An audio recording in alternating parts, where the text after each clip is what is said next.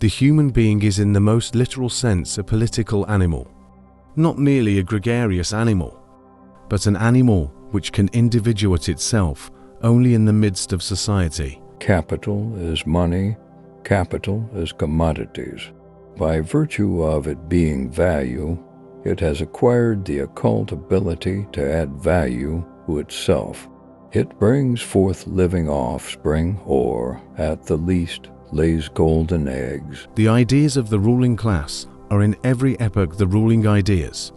For example, the class which is the ruling material force of society is at the same time its ruling intellectual force. Surround yourself with people who make you happy, people who make you laugh, who help you when you're in need, people who genuinely care. They are the ones worth keeping in your life. Everyone else is just passing through. This is a kind of mutual reconciliation society. Actual extremes cannot be mediated with each other precisely because they are actual extremes, but neither are they in need of mediation because they are opposed in essence. We develop new principles for the world. Out of the world's own principles, we do not say to the world, "Cease your struggles. They are foolish. We will give you the true slogan of struggle." We merely show the world what it is really fighting for.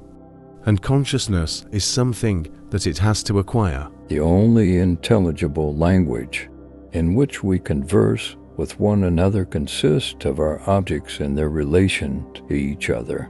We would not understand a human language, and it would remain without effect. By one side it would be recognized and felt as being a request, an entreaty, and therefore a shame. Accumulation of wealth at one pole is at the same time accumulation of misery, agony of toil, slavery, ignorance, brutality, mental degradation at the opposite pole. The education of all children, from the moment that they can get along without a mother's care, shall be in state institutions. Do not be deluded by the abstract word freedom. Whose freedom? Not the freedom of one individual in relation to another, but freedom of capital to crush the worker. Anyone who knows anything of history knows that great social changes are impossible without feminine upheaval.